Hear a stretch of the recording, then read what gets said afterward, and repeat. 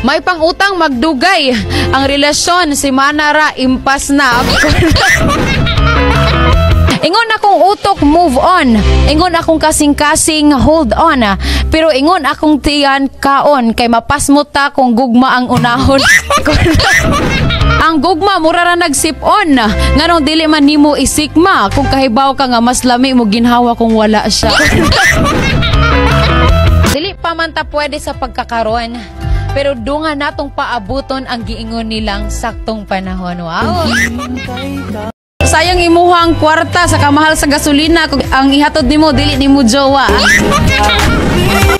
Maayo unta ang gugma sama sa traffic light para tudluan ta kanus mo hunong o kanus mo padayon.